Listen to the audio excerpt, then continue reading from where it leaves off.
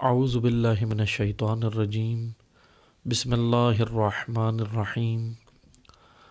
الحمد للہ رب العالمین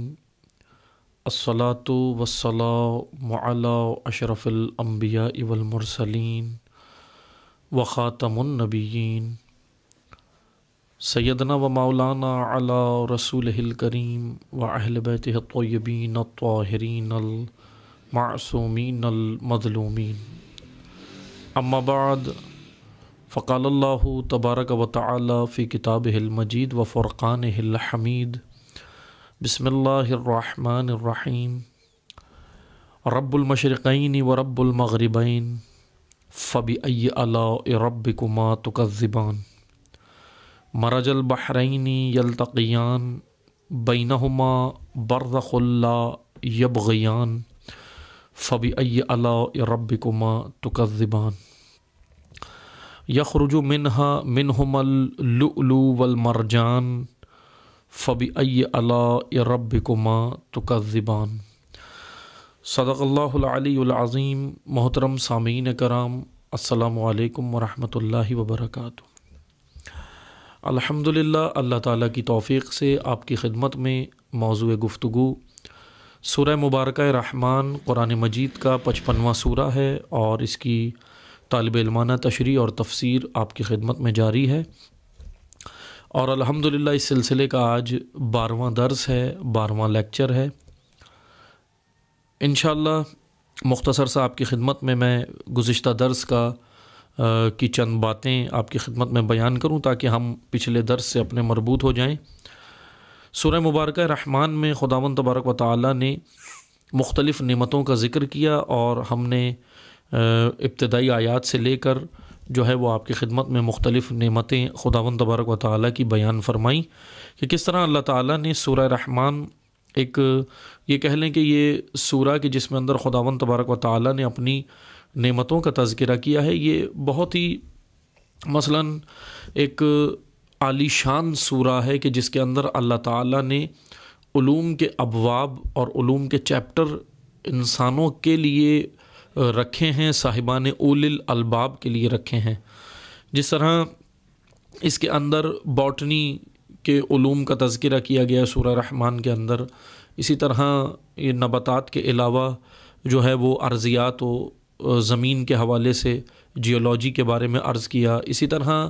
فلکیات کے حوالے سے، ایسٹرونومی کے حوالے سے خداوند تبارک و تعالیٰ نے اس علم کے بارے میں بیان کیا۔ پھر اس کے بعد اللہ تعالیٰ نے اس میں انسان کی خلقت بیان کی کہ ہم نے کس طرح انسان کو سلسال کالفخار کھنکھناتی ہوئی آواز والی مٹی کے ساتھ پیدا کیا۔ پھر جنات کی خلقت کا ذکر ہے کہ ہم نے جنات کو آگ سے خلق کیا۔ اسی طرح نعمتیں خداوند تبارک و تعالیٰ نے ذکر کی۔ اب جو تذکرہ، اب جو آیات ہم نے آپ کی خدمت میں تلاوت کی ہیں، جہاں تک ہم پہنچے ہیں آیا نمبر جو ہے وہ ہم نے 19 سے آپ کی خدمت میں انشاءاللہ آج مطالب بیان کرنے ہیں۔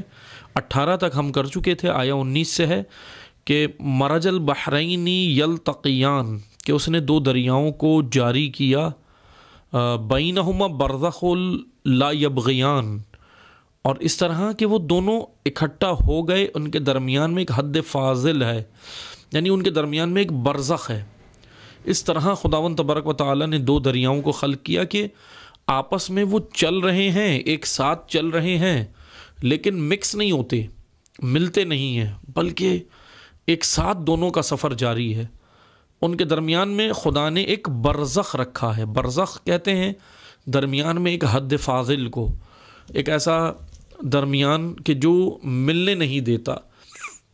جاری رکھتا ہے اپنے کام کو، وہ شے جاری رکھتی ہے اپنے کام کو، لیکن دوسری شے کے ساتھ مخلوط نہیں ہوتی، اور ایسے درمیان میں ایسے حد فاضل کو برزخ کہا جاتا ہے۔ خداوند تبارک و تعالیٰ نے اب اس میں سمندروں کے حوالے سے ذکر کیا کہ جیسا میں نے گزشتہ درس میں آپ کی خدمت میں بیان کیا تھا کہ عقل انسانی کے اوپر تالے لگائے گئے، عقل دشمنوں نے، علم دشمنوں نے، اسلام دشمنوں نے، اور یہ کہہ لیں انسانیت دشمنوں نے یہ کام کیا کہ عقل انسانی کے اوپر تالے لگائے، عقل کو جو ہے وہ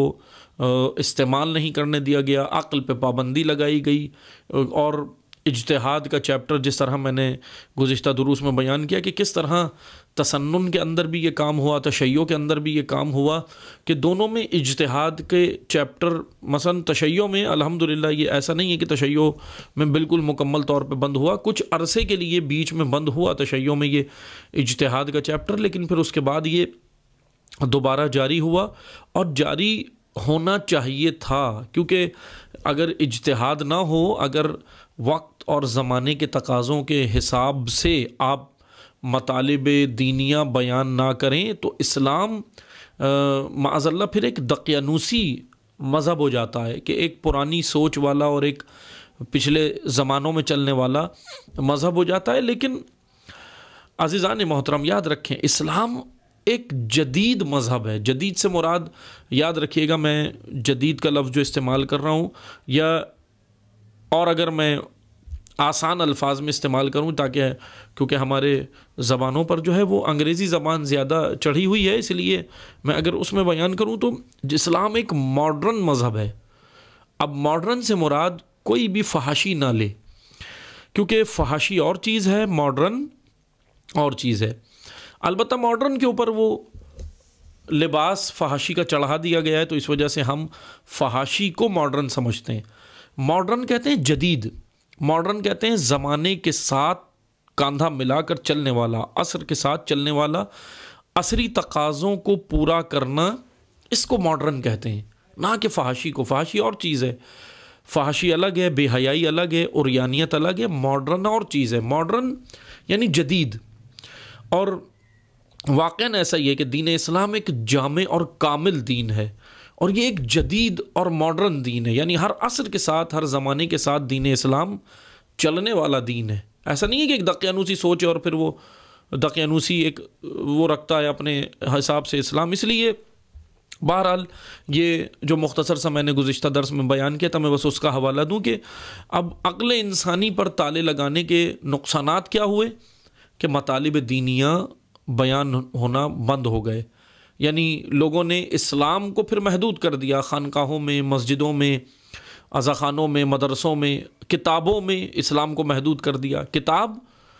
اسلام سمجھنے کے لیے تھی، لیکن ہم نے اس کو وہیں تک محدود کیا، اس کے اوپر دھول چڑھنے لگی، اور پھر اس طرح اسلام کے ساتھ یہ سارا کام ہوا۔ بہرحال یہی کام آج مثلاً یہی کام ایسا نہیں ہے کہ اسلام ہی کے ساتھ ہوا، دینی مدارس میں یا دینی جگہوں پہ یا دینی جو ہے وہ سسٹم کے اندر یہ کام ہوا، بلکہ غیر دینی جگہوں پر بھی یہ کام بعض اوقات، جیسے اگر ہم کہیں کہ بعض یونیورسٹیز، بعض کالجز، بعض بڑی یونیورسٹیز دنیا کی ایسی ہیں جہاں پہ اگر کوئی طالب علم روٹین کے سلسلے سے ہٹ کر کوئی بات کرتا ہے یا عاقلانہ بات کرتا ہے تو وہاں پر اس کو بھی سب و شتم کیا جاتا ہے، وہاں اس کو بھی نشانہ بنایا جاتا ہے۔ حالانکہ بنانا نہیں چاہیے، اپنی رائے دینا، قائم کرنا، یہ کوئی حرج نہیں ہے، قائم کرے دے، لیکن البتہ عقل، ہاں یہ اس چیز کا خیال ضرور رکھنا چاہیے۔ اب میرا مقصد یہ نہیں ہے کہ اب جس کے دل میں جو آئے وہ ہر چیز کو، اپنے خیالات کو، اوہام کو اور وہم و گمان کو بھی عقل کا نام دے کے بہت کچھ بیان کرنا شروع کر دینا، اس سے مراد یہ نہیں ہے، بلکہ مراد یہ ہے کہ عقل تابع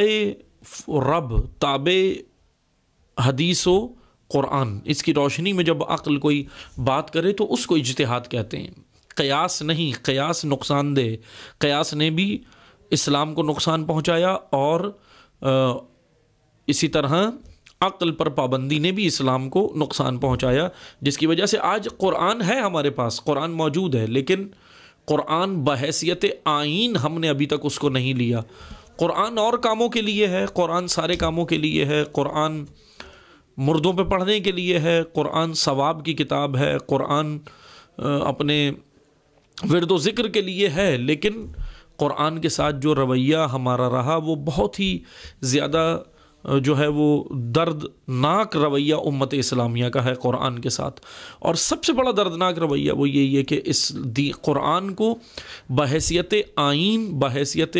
کانسٹیٹیوشن اور بحیثیت ہدایت نہیں لیا، کیونکہ اگر یاد رکھیں قرآن کو اگر بحیثیت ہدایت لیا ہوتا تو امت اسلامیہ کی آج پورے روئے زمین پر کم از کم یہ حالت نہ ہوتی جو آج ہمیں نظر آ رہی ہے، عالمی سطح پہ ہو، ملکی سطح پہ ہو، علاقائی سطح پہ ہو، قومی سطح پہ ہو، جس سطح پہ ہم دیکھیں تو امت اسلامیہ کی اس حالت کی بنیادی وجہ قرآن سے دوری،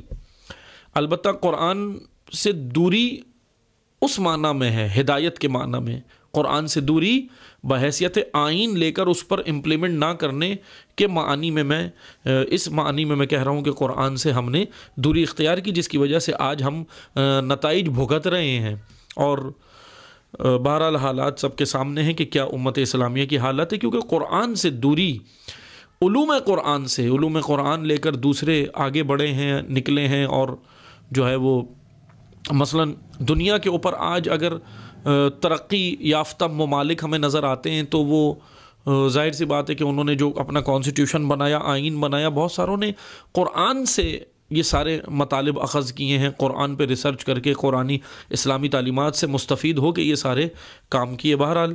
اللہ تعالیٰ نے یہ نہیں کہا کہ مسلمانوں ہی کو قرآن سمجھ آئے گا یا مسلمان ہونا شرط ہے یا کلمہ گو، کہیں پہ خداوند تبارک و تعالیٰ نے یہ شرط نہیں رکھی کہ کلمہ گو ہوگا تو ترقی کرے گا۔ اللہ تعالیٰ نے یہ شرط رکھ دی کہ صاحبان اول الالباب کے لیے ہے قرآن کی آیات، یعنی جو صاحبان عقل ہوں گے، فہم و فراست رکھتے ہوں گے، جو زیرکی و ذہانت رکھتے ہوں گے، وہ آئیں گے، وہ قرآن کو سمجھیں گے اور قرآنی مطالب کو سمجھ کر وہ دنیا کو اپنے سامنے تسخیر کریں گے، نعمت خداوند تبارک و تعالیٰ کی وہ حاصل کریں گے۔ اسی لیے اللہ نے شرط کلمہ نہیں رکھی، اللہ نے شرط مسلمان نہیں رکھا کہ مسلمان ہی صرف اس قرآن سے ترقی کرے گا، بلکہ دیکھ سکتے ہیں کہ دنیا کے اندر آج ہمیں جو ترقی یافتہ ادارے نظر آتے ہیں علوم کے میدان میں، فلکیات کے ادارے ہوں، جیولوجی کے ادارے ہوں، زیولوجی کے ادارے ہوں، باٹنی کے ادارے ہوں، سمندروں کے حوالے سے آج اگر بڑے دنیا کے اندر ادارے نظر آتے ہیں، ماہرین نظر آتے ہیں، تو اکثریت ان کی جو نظر آتی ہے وہ غیر مسلم نظر آتے ہیں، کیونکہ انہوں نے اس میں آئے ہیں، میدان میں ترقی کی ہے اور غور و فکر کر کے آگے بڑھے۔ البتہ مسلمانوں کو سوچنا چاہیے، کیونکہ اللہ کا وعدہ ہے کہ ایک قانون اور ہے خداوند تبارک و تعالیٰ کا، وہ یہ کہ اگر یہ تعلیمات میراث مسلمانوں کی ہے، وراثت اسلام کی، امت اسلامیہ کی ہے، اب وہ اگر حاصل کر لے تو پھر خداوند تبارک و تعالیٰ اس کو مزید لطف و عنایت سے نوازے گا خدا، کیونکہ جتنی آج غیر مسلم نے قرآن میں غور و فکر کر کے علوم کے میدان میں آیا، اگر مسلمان آتا، کیونکہ مسلمان کا ایمان خدا پر ہے، اگر اس ایمان کے ساتھ یہ میدان میں آتا، قرآن کو بحیثیت علوم، بحیثیت آئین و کانسٹیٹیوشن لیتا، تو آج مسلمان کے اوپر پھر خدا کا لطف و کرم زیادہ ہوگا بنسبت دیگر اقوام کے۔ بہرحال یہ امت اسلامیہ توجہ کرے اور دیکھے کہ ہم کس سوچ کے ساتھ جی رہے ہیں، کہ اسلام اجتہاد کو ہم نے نکال دیا مذہب سے، یعنی اجتہاد سے مراد یعنی ہم نے اسلام کو ایک پرانا دقیانوسی سوچ والا مذہب قرار دے کے اور اس کو محدود کر دیا ذکر و ورد کے اندر، اور باقی ساری دنیا جو ہے وہ دیگر نے تسخیر کر لی۔ اللہ تعالیٰ نے قرآن کے اندر یہ مطالب رکھے۔ آپ آئیں دیکھیں، میں آپ کو ایک اور آیت جو آج سنانے والا ہوں، سورہ رحمان کی آیہ 19 میں، 20 میں، 19-20 دونوں میں، کہ مرج البحرین یلتقیان، کہ اس نے دو دریا جاری کیے، بینہما برزخ لا یبغیان، کہ ان کے درمیان میں برزخ ہے، حد فاضل ہے، اور یہ چل رہے ہیں ایک ساتھ لیکن ملتے نہیں ہیں۔ اس آیت کی تفسیر کے لیے ہم ایک اور آیت ہے قرآن کریم کی، اس سے تھوڑا سا سہارا لیں گے تاکہ ہم یہ معلومات کریں کہ جی یہ کون سا دریا ہے قرآن جس کے بارے میں ہمیں بیان کر رہا ہے یہاں قرآن میں، سورہ رحمان میں اس دریا سے مراد کیا ہے۔ تو اس کے لیے ہم ایک اور آیت کا سہارا لیتے ہیں اس کی تشریح اور تفسیر کے لیے۔ سورہ مبارکہ فرقان قرآن مجید کا 25واں سورہ ہے، سورہ فرقان، اور اس کی آیت 53 ہے، 53۔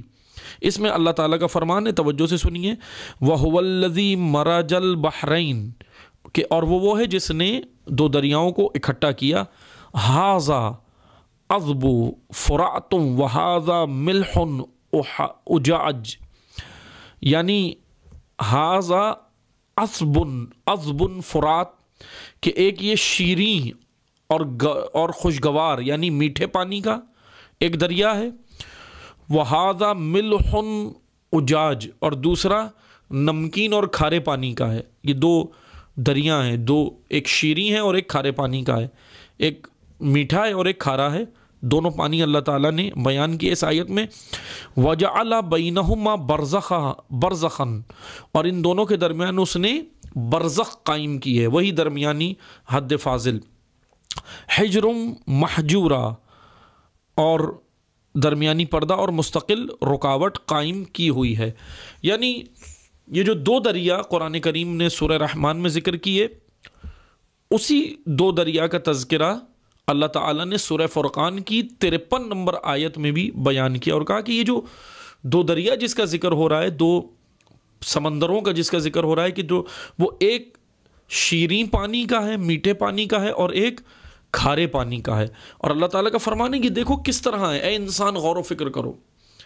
کہ یہ دونوں چل رہے ہیں ایک ساتھ لیکن ملتے نہیں ہیں، آپس میں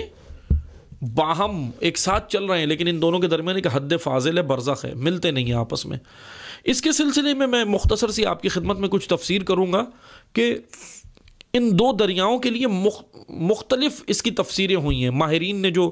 بیان کیا کہ جی اللہ تعالیٰ نے یہ دو سمندروں کی جو وضاحت کی ہے، یہ کون سے ہیں، کہاں پر ہیں، کس جگہ پر ہیں، زمین میں ہیں، آسمانوں میں ہیں، زمین کے نیچے ہیں، یعنی کوئی ایسی جگہ کہ جہاں پر یہ ذکر، یہاں پر یہ دو سمندر ہوں. اس کے بارے میں بعض مختلف آراء ہیں، مختلف رائے ہیں جو لوگوں نے قائم کی ہیں. 3 قسم کی ایک مرکزی رائے جو قائم ہوئی ہیں، 3 قسم کی رائے ہیں جو قائم کی گئی ہیں. میں اس کے بارے میں آپ کی خدمت میں بیان کرتا ہوں. پہلا تو یہ کہ بعض ماہرین نے یا بعض مفسرین نے اس کے بارے میں کہا کہ یہ بحر فارس و بحر روم کی بات ہو رہی ہے، یعنی یہ بحر فارس اور بحر روم جو دو دریا اور سمندر ہیں ان کی بات ہو رہی ہے. لیکن اگر یہ ان کی بات ہے تو یہاں پر یہ بات اس وجہ سے رد ہو جاتی ہے کہ بحر فارس اور بحر روم جو ہے یہ دونوں کھارے، اور لیکن یہ ان دونوں میں یہ دونوں کھارے پانی کے ہیں، اور ان میں درمیان میں برزخ بھی نہیں ہے. یعنی بحر فارس اور بحر روم جو دونوں، ان میں سے کوئی بھی ایک میٹھا پانی کا سمندر نہیں ہے، دونوں کھارے پانی ہیں، اور درمیان میں کوئی برزخ بھی نہیں ہے. ایک تو اس وجہ سے کہ پہلی تفسیر جو ہے وہ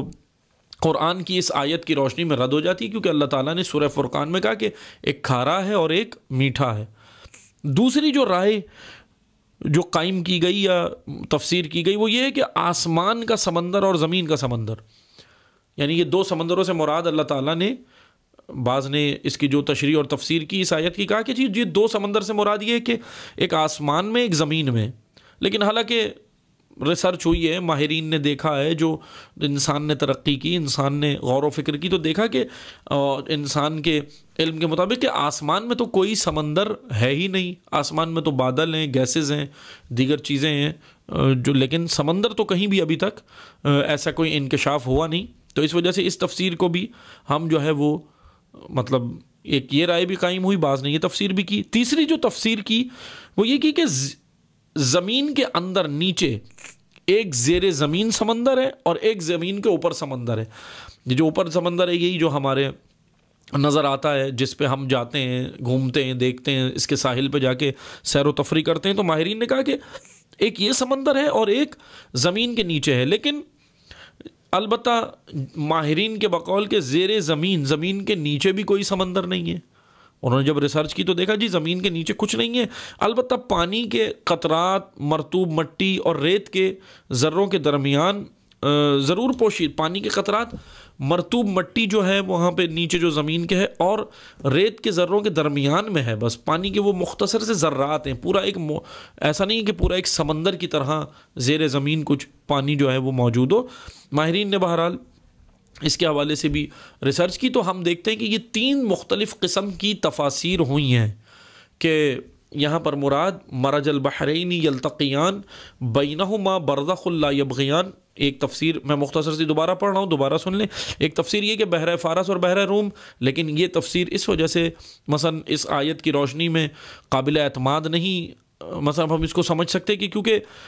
یہ دونوں بحر فارس اور بحر روم دونوں کھارے پانی کے سمندر ہیں،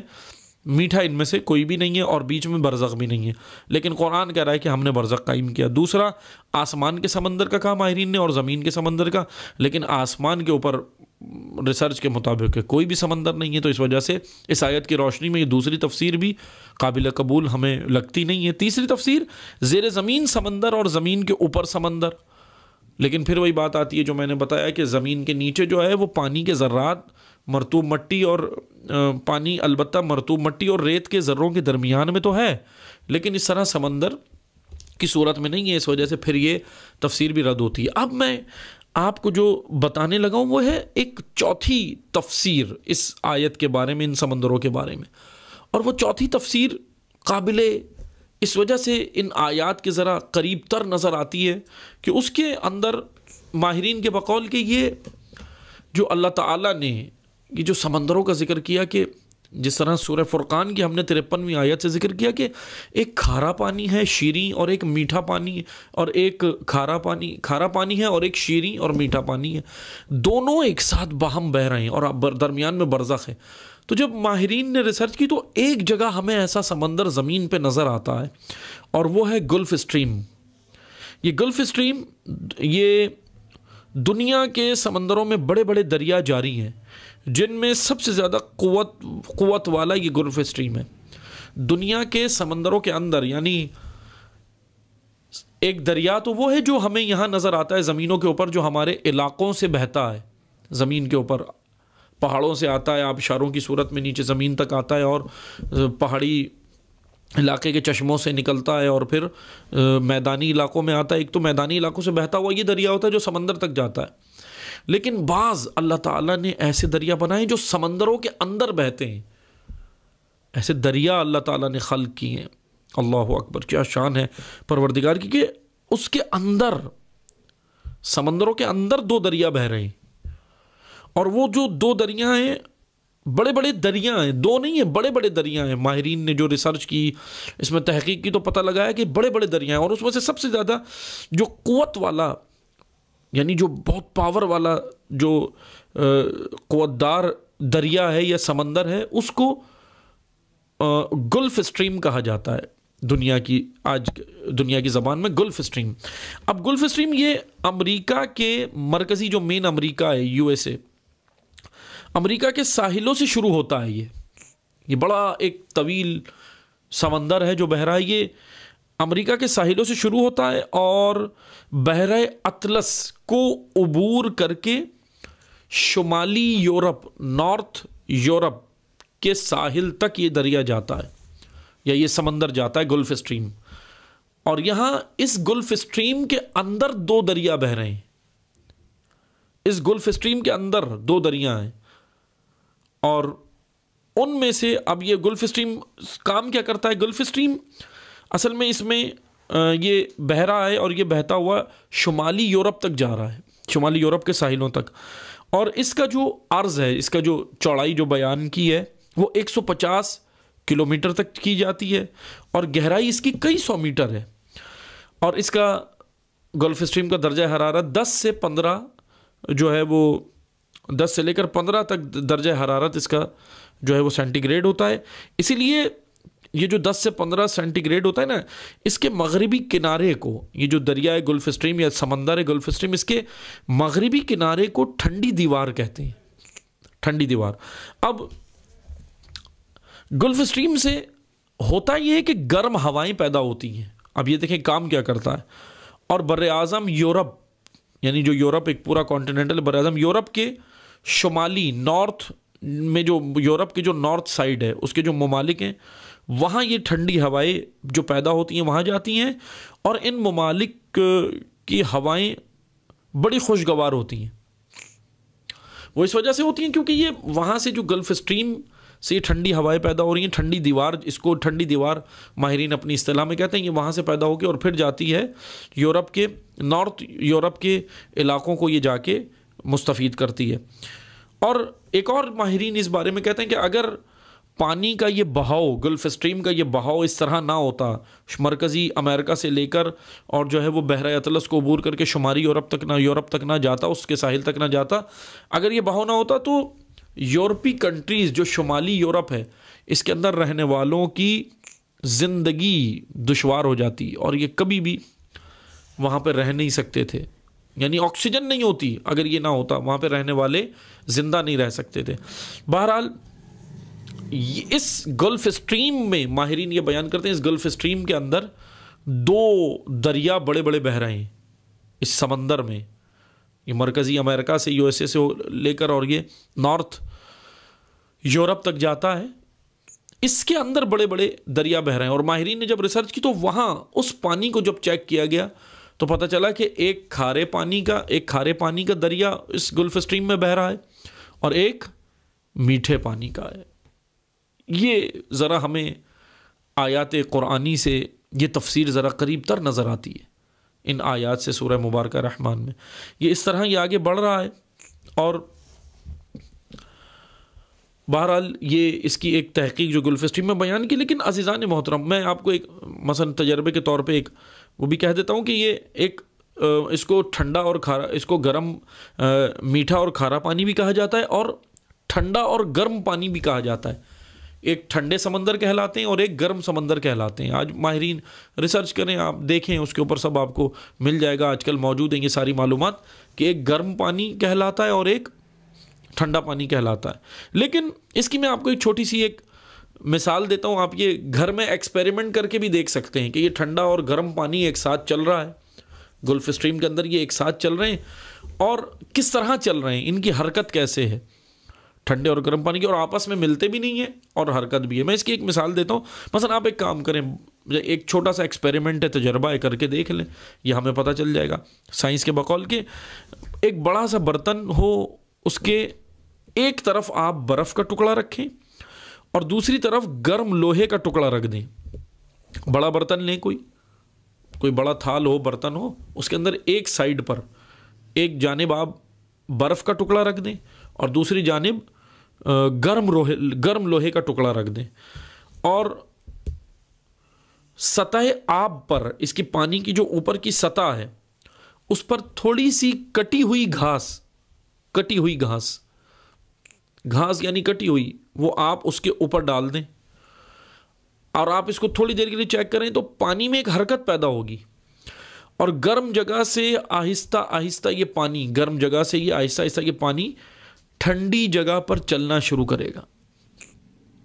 یہ اس کی ایک حرکت ہے پانی کے. بہرحال وہ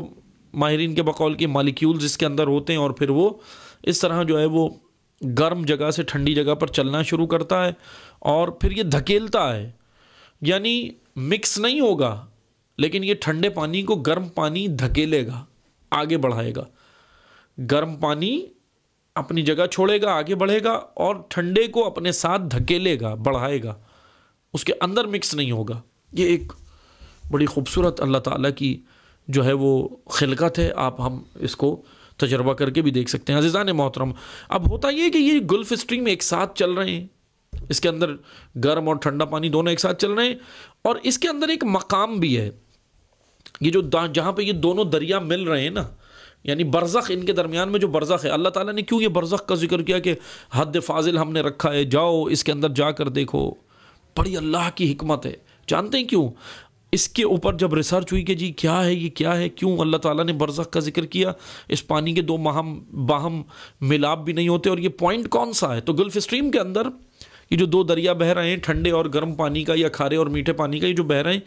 اس کے اوپر جب ماہرین نے ریسرچ کی تو پتہ چلا کہ اس مقام پر ہوتا یہ ہے کہ آبی جانور جو ہوتے ہیں اندر, کیونکہ سمندروں کے اندر بہت جانور ہیں, آبی جانور ہیں, یہ کیا کرتے ہیں, یہ بے حسی اور موت کی کیفیت ان کے اندر پیدا ہوتی ہے جب گرم پانی جب ٹھنڈے پانی کی جانب حرکت کرتا ہے اور پھر اس کو جب دھکیلتا ہے آگے کی جانب لے جاتا ہے. تو سمندروں کے اندر بہت سارے ایسے آبی جانور ہیں جو بے حس ہو جاتے ہیں, ان کی موت واقع ہو جاتی ہے, اور جب موت واقع ہوتی ہے تو پھر وہ سطح کے اوپر آ جاتے ہیں, سمندر کی اس کی پانی کی سطح کے اوپر آتے ہیں. کس پوائنٹ کے اوپر؟ جہاں یہ دونوں چل رہے ہیں آپس میں, یعنی گرم اور ٹھنڈا پانی جو ایک ساتھ چل رہے ہیں اس گلف اسٹریم کے اندر, وہاں پر یہ جو جانور ہوتے ہیں نیچے وہ مر جاتے ہیں, موت ان کی واقع ہوتی ہے آبی جانوروں کی گرم پانی کے حرکت کی وجہ سے, اور پھر وہ اوپر آتے ہیں, سطح کے اوپر آتے ہیں, اور پھر اس سطح کے اوپر جیسے ہی آتے ہیں تو مچھلیاں آتی ہیں، مچھلیاں ان کو کھانے کے لیے جمع ہوتی ہیں، مچھلیاں ان کو کھانے کے لیے جمع ہوتی ہیں، اور جیسے ہی یہ کھانے کے لیے مچھلیاں جمع ہوتی ہیں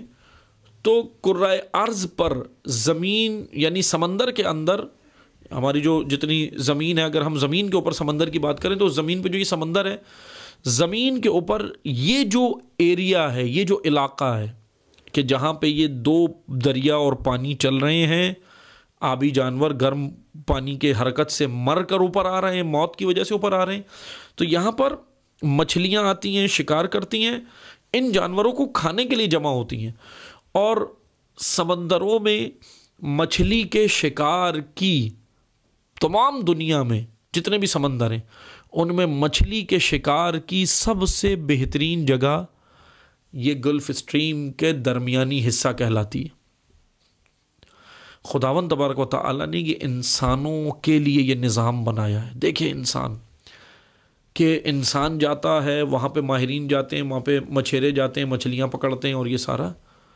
یعنی سب سے زیادہ شکار کی بہترین جگہ یہ وہ ایریا کہلاتا ہے جہاں یہ دو سمندر باہم، دو دریا چل رہے ہیں، میٹھے اور کھارے پانی کا، ٹھنڈے اور گرم پانی کا، اور وہیں پر مچھلیوں کی تعداد سب سے زیادہ دنیا میں سمندروں کے اندر سب سے زیادہ ادھر پائی جاتی ہے، اور وہاں جا کے یہ انسان شکار کرتا ہے اور اپنے روزمرہ کی ضروریات کو پورا کرتا ہے، کھاتا ہے، پیتا ہے۔ کولو وشربو، اللہ تعالیٰ کا حکم ہے کھاؤ پیو مگر اسراف نہ کرو۔ خداوند تبارک و تعالیٰ نے یہ نعمتیں ساری انسان کے لیے رکھی ہیں۔ بہرحال عزیزان محترم، یہ ہے سمندروں کی خلقت کے بارے میں خدا کی حکمت کہ بینہما برزخ لا یبغیان۔ دیکھو کہ ہم نے کس طرح رکھا کہ باہم ملتے نہیں ہیں۔ فبأی آلاء ربکما تکذبان۔ اب بتاؤ اے جنو انس، تم کون کون سی نعمت کو اللہ کی جھٹلاؤ گے؟ یہ نعمت ہے کس طرح اللہ نے رکھی۔ اگر یہ گلف اسٹریم نہ ہوتی، اگر یہ سمندر نہ ہوتے، یہ دو سمندر ہی نہ ہوتے جو آپس میں چل رہے، تو اس سے کیا ہوتا؟ یورپ میں رہنے والے زندہ ہی نہ رہتے۔ شمالی یورپ کے جو خطہ ہے وہ زندہ نہیں رہ سکتے، نارتھ یورپ کا، شمالی یورپ کا جو خطہ ہے وہاں لوگ زندہ نہیں رہ سکتے تھے، آکسیجن نہیں ہوتی زمین کے اوپر۔ اور دوسری چیز اس کے اندر اور بھی بہت ساری حکمتیں، یہ دونوں جو چل رہے ہیں اس کے اوپر کٹی ہوئی گھاس اوپر آ رہی ہے، اس کے اوپر کٹی ہوئی گھاس کیا کام کرتی ہے وہ بھی میں ابھی آپ کی خدمت میں بیان کروں گا۔ مچھلیاں آتی ہیں، مچھلیوں کا شکار انسان وہاں پہ سب سے زیادہ یہ کرتا ہے۔ بہرحال ہم یہاں پہ ابھی آج کے درس کو روکتے ہیں کیونکہ وقت مکمل ہو گیا ہے، اور آیات آگے بڑی خوبصورت چل رہی ہیں کہ یخرج منہم اللؤلؤ والمرجان۔ اب جو آگے آیات ہے وہ لؤلؤ اور مرجان کے حوالے سے ہے کہ لؤلؤ اور مرجان کیا ہے۔ انشاءاللہ پھر اس کی تفسیر ہم اللہ تعالیٰ کی توفیق سے پھر ہم اگلے درس میں بیان کریں گے۔ والسلام علیکم ورحمۃ اللہ وبرکاتہ۔